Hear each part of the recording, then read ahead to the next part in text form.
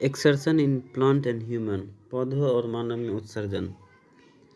Question number 1, उत्सर्जन के दौरान शरीर से ऐसे पदार्थ का निष्कासन होता है जो शरीर के लिए क्या होता है, विषाक्त होते हैं, हानिकारक होते हैं, अनावश्यक होते हैं। तो उपर्युक्त में सभी सही है। मतलब उत्सर्जन के दौरान शरीर से ऐसे पदार्थ का निष्कासन होता है जो शरीर के लिए क्या क्या सब हो सकते हैं, तो विषाक्त होते हैं। शरीर के लिए जो भी अनावश्यक पदार्थ है वो उत्सर्जन के दौरान निकलते हैं और हानिकारक पदार्थ भी निकलते हैं। निम्नलिखित कथनों पर विचार कीजिए। उत्सर्जन प्राणियों में होने के साथ ही पौधों में भी होता है, तो बिल्कुल सही। उत्सर्जन पदार्थों के निष्कासन हेतु प्राणियों के भांति पौधों में कोई विशिष्ट अंग नहीं होते, तो दोनों कथन सही है। पौधों में उत्सर्जन के लिए कोई विशेष अंग नहीं होता है, अंग तंत्र नहीं होता है, जबकि मानव में एक विशेष अंग तंत्र पाया जाता है। श्वसन के दौरान अवशेष के रूप में उत्पन्न कार्बन डाइऑक्साइड को पौधों केवल रात में उत्सर्जित करते हैं। क्या है कि श्वसन के दौरान अवशेष के रूप में उत्पन्न कार्बन डाइऑक्साइड को पौधों केवल रात में ही उत्सर्जित करते हैं। हाँ, रात में ही उत्सर्जित करते हैं, क्योंकि दिन में जो कार्बन डाइऑक्साइड जो रिलीज करता है वो खुद भोजन के लिए ही रख लेता है। पौधों में संचित ठोस और द्रव अवशेष से पौधे किस प्रकार छुटकारा पाते हैं, तो छाल छुड़ाकर, पत्तियों को झाड़कर, फलों को गिराकर। तो उपर्युक्त में सभी। कुछ पौधों में उत्सर्जी पदार्थ गाढ़े दूधिया तरल पदार्थ के रूप में संचित रहते हैं, इसे क्या कहते हैं, लेटेक्स कहते हैं। निम्नलिखित में से किस पौधों में लेटेक्स नामक उत्सर्जी पदार्थ पाए जाते हैं? बरगद में पाए जाते हैं, पीपल में पाए जाते हैं, कनेर फूल का पौधा में पाया जाता है, मतलब तीनों में पाया जाता है। निम्नलिखित में कौन पौधे के उत्सर्जी पदार्थ हैं? तो टेनिन है उत्सर्जी पदार्थ, रेजिन है, गोंद है, लेटेक्स है, ये सभी उत्सर्जी पदार्थ पौधे का। रेजिन एवं गोंद पौधे के किस भाग में संचित रहता है? तो यह पुराने जाइलम में संचित रहता है। रेजिन और जो गोंद है पौधे के पुराने जाइलम में संचित रहता है। पौधों के ठोस तथा द्रव जैसे उत्सर्जी पदार्थ पौधे के किस भाग में संचित रहता है? तो जैसे ठोस तथा द्रव जैसे उत्सर्जी पदार्थ पौधे के कोशिकीय रिक्तिकाओं में रहते हैं, छाल में रहते हैं और पुराने जाइलम उत्तक में रहते हैं, तो तीनों सही है। टेनिन पौधे के जिस भाग में संचित रहते हैं वह है छाल। निम्नलिखित युग्मों पर विचार कीजिए। गोंद, मतलब गोंद से जो है बबूल से गोंद निकलता है, चीड़ से रेजिन निकलता है, तो ये दोनों कथन सही है। पौधों में कार्बन डाइऑक्साइड, ऑक्सीजन जैसे गैसों का निष्कासन कहाँ से होता है? तो गैसों का निष्कासन रंध्र और वातरन दोनों से होता है, विसरण विधि के द्वारा होता है। पौधे में गैसों का निष्कासन के लिए किस क्रिया का उपयोग होता है? तो पौधे में गैसों के निष्कासन के लिए विसरण विधि द्वारा उपयोग होता है। पादप अवशेष रेफाइड्स पौधे के किस भाग में संचित रहते हैं? पादप अवशेष का नाम है एक रेफाइड, तो पौधे के किस भाग में रहते हैं? तो फल में रेफाइड्स पाए जाते हैं। रेफाइड एक पादप अवशेष है। निम्नलिखित कथनों पर विचार कीजिए। पौधों में वास्तविक उत्सर्जन की क्रिया नहीं होती है। पौधों में वास्तविक उत्सर्जन की क्रिया नहीं होती है, तो बिल्कुल सही है। पत्तों का झड़ना, छाल का उतरना और बाष्पोत्सर्जन वास्तव में उत्सर्जन क्रिया नहीं है। कौन सा कथन सही है? तो दोनों कथन सही है। वृक्क का प्रधान कार्य क्या है? उत्सर्जन। निम्नलिखित में से कौन उत्सर्जी अंग है? तो उत्सर्जी अंग वृक्क है, लेकिन जो सहायक जब पूछ दे कि सहायक उत्सर्जी अंग कौन है, फेफड़ा और त्वचा। सीबम ग्रंथि भी है, तो इसका हो जाएगा वृक्क। निम्नलिखित में से कौन उत्सर्जी अंग है? तो वृक्क। निम्नलिखित में कौन सा कार्य मानव वृक्क द्वारा संपन्न किया जाता है? तो रुधिर से अतिरिक्त यूरिया को निकाला जाता है, मूत्र का निर्माण करता है, रक्त के प्रसारण दाब को नियंत्रण करता है। तो रक्त के प्रसारण दाब को नियंत्रण कौन करता है? ग्लोमेरुलस करता है। तो इसका आंसर तीनों हो जाएगा, इनमें से सभी। निम्नलिखित में से कौन सा एक अमीनो अम्ल के विखंडन से बनता है? तो अमीनो अम्ल के विखंडन से अमोनिया बनता है। तो निम्नलिखित में कौन सा एक अमीनो अम्ल के विखंडन से बनता है? तो अमोनिया बनता है। अमोनिया को यूरिया में परिवर्तन कौन करता है? यकृत करता है। यूरिया का संश्लेषण कहाँ होता है? यकृत में होता है। निम्नलिखित में यूरिकोटेलिक जंतु कौन है? तो यूरिकोटेलिक जंतु जो इसमें छिपकली है, कीट है और पक्षी है। पक्षी को जैसे ओरिथिनिन भी बोलते हैं, और जैसे मकरा में गुआनिन पाया जाता है, और पक्षी में ऑर्थिनिन पाया जाता है, जो उत्सर्जी अंग होते हैं। और अमोनियोटेलिक हुआ, और यूरिकोटेलिक हुआ, और यूरिकोटेलिक और यूरियोटेलिक होता है। तो यूरियोटेलिक में स्तनधारी जीव आ जाते हैं, अमोनिया में आ जाते हैं, अमोनियोटेलिक में आ जाते हैं। अमोनियोटेलिक में जो जीव आते हैं वो है जलीय एककोशिकीय जीव, प्रोटिस्टा, जलीय कीट, स्पंज जैसे पोरीफोरा बोलते हैं, हाइड्रा, सिलिंथ्रेटा, मछलियाँ, मेढक के टेडपोल, लार्वा, ये सभी आते हैं अमोनियोटेलिक में। यूरियोटेलिक में आते हैं वयस्क जीव, एम्फीबिया वर्ग के वयस्क जीव, स्तनधारी वर्ग के जीव जैसे मनुष्य आ गए, ये सभी यूरियोटेलिक जीव के उदाहरण है। यूरिकोटेलिक जो जीव होते हैं वह होते हैं सरीसृप, स्थलीय कीट, पक्षी वर्ग के जीव, ये सभी यूरिकोटेलिक जीव है। ऑर्निथिन ये इसमें पक्षी में पाया जाता है, और गुआनिन मकड़ी के उत्सर्जी पदार्थ है, उत्सर्जी होते हैं। तो निम्नलिखित में यूरिकोटेलिक जंतु हैं कीट, छिपकली, पक्षी। यूरिक एसिड के रूप में नाइट्रोजन युक्त पदार्थ का उत्सर्जन होता है। तो यूरिक एसिड के रूप में नाइट्रोजन युक्त पदार्थ का उत्सर्जन होता है पक्षियों में। मानव में जो होता है यूरियोटेलिक होता है। निम्नलिखित में से कौन सा एक अमोनियोटेलिक जंतु है? तो अमोनियोटेलिक जो है, जो मतलब पानी में रहता है ना, तो उसमें ज़्यादातर अमोनियोटेलिक ही होता है। मछली, सरीसृप हो गया यूरिकोटेलिक, एम्फीबिया वर्ग के जीव हो गया यूरियोटेलिक, स्तनधारी भी हो गया यूरियोटेलिक। जलीय कोशिकीय प्रोटोजोआ उत्सर्जन की दृष्टि से अमोनियोटेलिक होता है।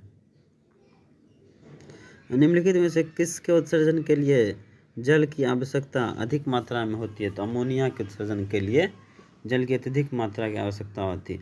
अगर किसी कारण से किसी मनुष्य का एक किडनी कार्य करना बंद कर दे, उसका परिणाम क्या होगा? दूसरे किडनी से उत्सर्जन होने लगेगा।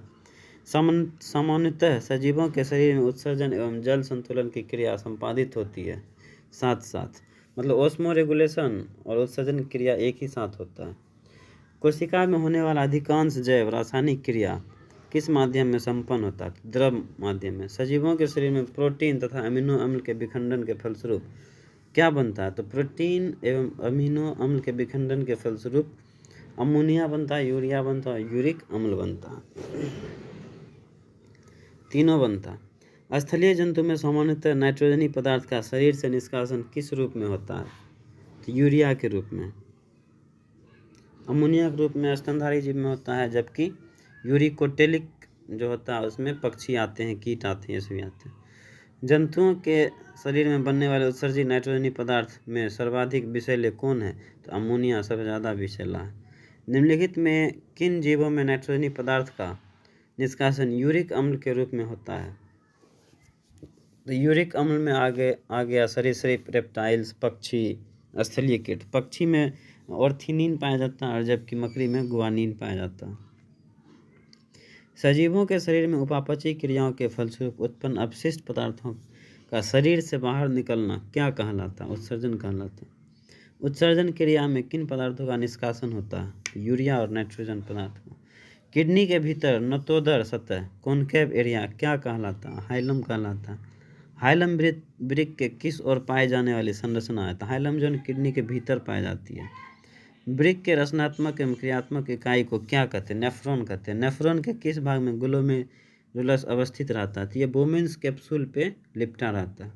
ग्लोमेरुलस उपस्थित होते हैं रीनल कॉर्टेक्स में। बोमेन्स कैप्सूल में उपस्थित कोशिकाओं के गुच्छे को क्या कहते हैं? तो ग्लोमेरुलस कहते हैं। बोमेन्स कैप्सूल के ग्लोमेरुलस में उच्च दाब पर रक्त छनने की सूक्ष्म क्रिया को क्या कहते हैं? अल्ट्राफिल्ट्रेशन कहते हैं। निम्नलिखित में क्या ग्लोमेरुलस फिल्ट्रेट रक्त में उपस्थित नहीं होते हैं? तो प्रोटीन का जो है ना वो फिल्ट्रेट नहीं हो पाता है, बाकी सभी जैसे ग्लूकोज हो गया ये सब का वो छन जाता है, लेकिन प्रोटीन जो है नहीं छन पाता। रक्त प्लाज्मा छनने का काम नेफ्रॉन का कौन सा भाग करता है? ग्लोमेरुलस। निम्नलिखित में कौन रक्त प्लाज्मा से नहीं छनता है? प्रोटीन। वृक्क द्वारा प्लाज्मा का छनने की दर क्या है? 120 से 125 मिलीलीटर प्रति मिनट। ग्लोमेरुलर फिल्ट्रेट रक्त का कितना प्रतिशत पुनर्अवशोषित होता है? 99%। 99% जो है रक्त पुनर्अवशोषित हो जाता, 1% ही अवशेष पदार्थ के रूप में बाहर निकलता। निम्नलिखित में से किसका अवशोषण रुधिर द्वारा पूर्ण रूपेण हो जाता है? ग्लूकोज का। हेनले का लूप का क्या कार्य उत्सर्जन तंत्र से कार्य संबंधित है? उत्सर्जन तंत्र से। हेनले के लूप का मुख्य कार्य क्या है? कि मूत्र को सांद्रित करना। निम्नलिखित कथनों पर विचार कीजिए। यूरिया युक्त रक्त वृक्क धमनी के द्वारा वृक्क में प्रवेश करता है। यूरिया युक्त रक्त जो है वृक्क धमनी के द्वारा वृक्क में प्रवेश करता है हाइलम में। हाइलम से एक निकलता है वृक्क शिरा जो बाहर निकलता है, जो शुद्ध रक्त को कैरी करके शरीर में भेजता है। तो ये दोनों कथन सही है। मानव के शरीर में किडनी कहाँ स्थित होता है? तो उदर गुहा के पृष्ठीय तल पर, कशेरु दंड के दोनों ओर।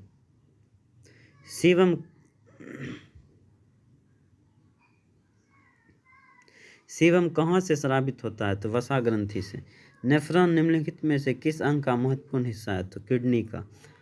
मानव के प्रत्येक वृक्क में नेफ्रॉन की अनुमानित संख्या कितनी है? 10 लाख।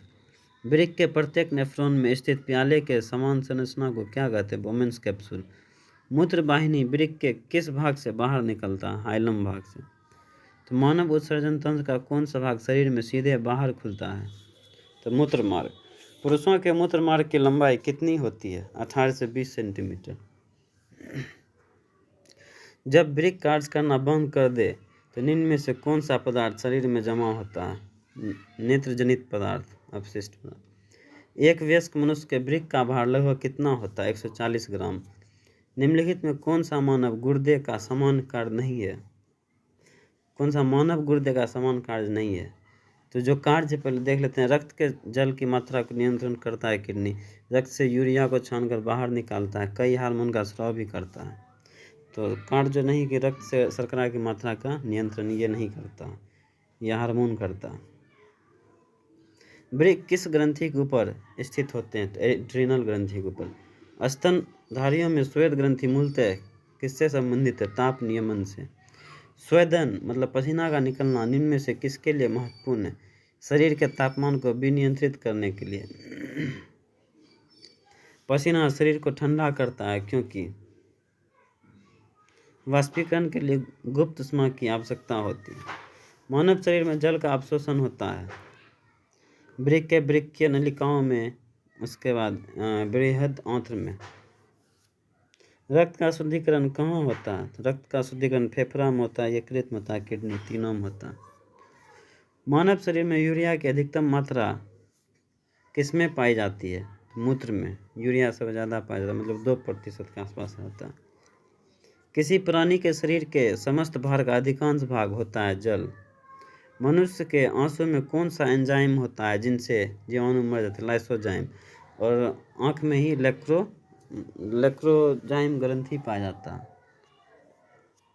मानव उत्सर्जन तंत्र के संदर्भ में निम्न कथनों पर विचार कीजिए। वृक्क रुधिर से नाइट्रोजन वर्ज्य पदार्थ को अलग करने का काम करता है। बिल्कुल सही। वृक्क के अंदर नेफ्रॉन नामक निस्यंदन एकक उपस्थित होता है। तो दोनों का 1 और 2 सही है। निम्नलिखित कौन सीधे मूत्रवाहिनी से जुड़ा होता है? संग्राहक नलिका। संग्राहक नलिका जो है वह मूत्रवाहिनी से जुड़ा रहता है। ये जब नेफ्रॉन का संरचना पढ़िएगा, स्ट्रक्चर ऑफ नेफ्रॉन, तो उस समय आता है संग्राहक नलिका जो मूत्रवाहिनी से जुड़ा रहता है। ऑरिनिथिन चक्र किसके संश्लेषण से संबंधित है?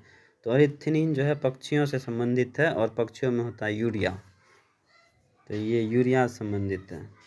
मनुष्य के मूत्र तंत्र का मुख्य अंग क्या है? तो मुख्य अंग तीनों है, वृषण, यकृत और अंडाशय। एक स्वस्थ वयस्क मनुष्य प्रतिदिन कितना मूत्र त्याग करता है? 1 से 1.5 लीटर। मानव मूत्र में सर्वाधिक मात्रा में पाए जाते हैं जल, 96%। निम्नलिखित में कौन साधारणतः मानव मूत्र में उपस्थित नहीं होते हैं? सोडियम नाइट्रेट उपस्थित नहीं होता, तो उपस्थित रहता है कौन? जल, सोडियम क्लोराइड और यूरिया। निम्नलिखित में कौन सा पदार्थ समान सूत्र में पाया जाता है? क्रिएटिनिन समान सूत्र में पाया जाता है। मानव मूत्र में साधारणतः यूरिया की मात्रा कितनी होती है? 2%। मानव मूत्र का पीला रंग किसकी मौजूदगी के कारण होता है? यूरोक्रोम के कारण। किसकी उपस्थिति का मानव मल का रंग पीला होता है? तो यूरोविलिन के कारण। मूत्र स्राव की मात्रा बढ़ जाना को क्या कहा जाता है? डायूरेसिस कहा जाता है। निम्नलिखित में कौन डायूरेटिक पदार्थ है? तो ग्लूकोज, यूरिया और कैफीन, तीनों डायूरेटिक पदार्थ है। मनुष्य में सामान्यतः मूत्राशय का कितना आयतन होने पर मूत्र त्याग आवश्यकता हो जाता है? तो आवश्यक हो जाता है तो 250 से 300 ml यदि मूत्राशय मूत्र है तो आवश्यक हो जाएगा।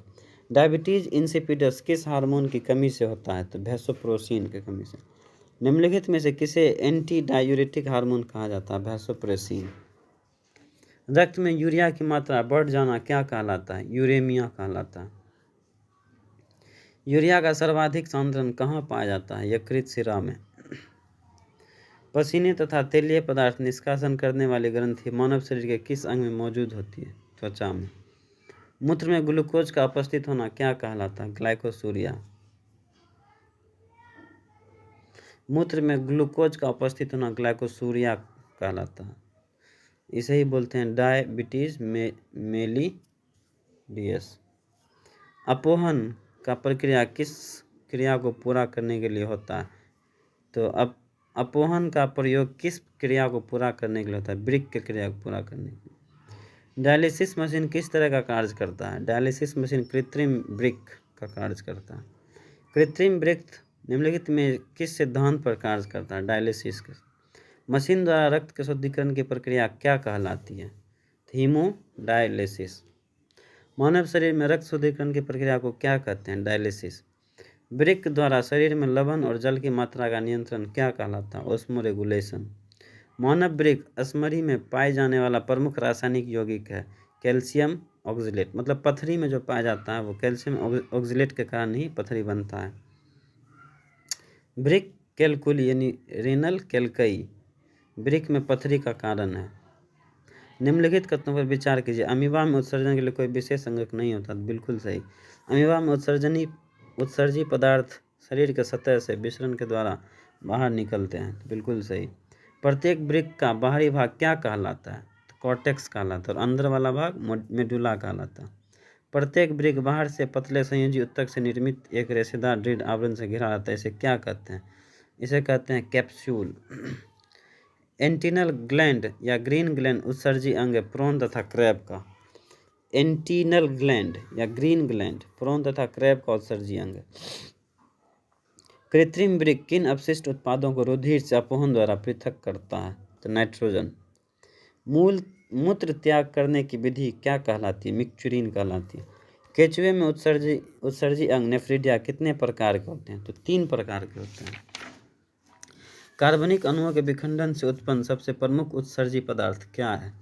तो है कार्बन डाइऑक्साइड। और निम्नलिखित कथनों पर विचार कीजिए। एल्डोस्टेरोन हार्मोन के कारण वृक्कीय नलिका में सोडियम का सक्रिय अवशोषण होता है। वैसोप्रेसिन हार्मोन के कारण वृक्कीय नलिका में जल का सक्रिय अवशोषण होता है। तो 1 तथा 2 दोनों कथन है। तो एक बार ये नज़र देख लेते हैं कि जंतु जगत के विभिन्न फाइलम के जीवों में पाया जाने वाला जो उत्सर्जी अंग है तो उसको एक बार देख लेते हैं। तो प्रोटोजोआ, पोरीफेरा तथा सिलेंट्रेटा में जो पाया जाता है तो कोशिका के सतह या देह भित्ति से विसरण विधि द्वारा उत्सर्जी पदार्थ बाहर निकलते हैं। प्लेटीहेल्मिन्थीज में जो फ्लेम कोशिका होता है तो उसके द्वारा उत्सर्जी पदार्थ बाहर निकलता है। प्लेटीहेल्मिन्थीज को चपटा तथा फीता कृमि भी कहते हैं। एस्केहेल्मिन्थीज जिसे गोल कृमि कहते हैं इसमें रिनेट कोशिका पाया जाता है। एनिलिडा जिसे जोंक और केचुआ कहते हैं इसमें नेफ्रिडिया होता है। मोलस्का घोंगा जिसको बोलते हैं नेफ्रिडिया ब्रिक तथा केवर अंग द्वारा ये निकलता है। मोलस्का को 3 उत्सर्जी अंग होता है। कौन कौन सा? नेफ्रिडिया, ब्रिक तथा केवर अंग। इकाइनोडर्मेटा जिसे स्टारफिश कहते हैं श्वसन वृक्ष तथा ट्यूबफुट द्वारा श्वसन वृक्ष और ट्यूबफुट के द्वारा पदार्थ को उत्सर्जित करते हैं। ऑर्थोपोडा जिसमें कीट और मकड़ी आते हैं इसके पास मालपीजियन नली होता है। प्रोटोकोडेटा के पास जो है सोलेनोसाइट्स होता है और कोडेटा जिसमें मनुष्य आते हैं इसके पास किडनी होता है। Thank you.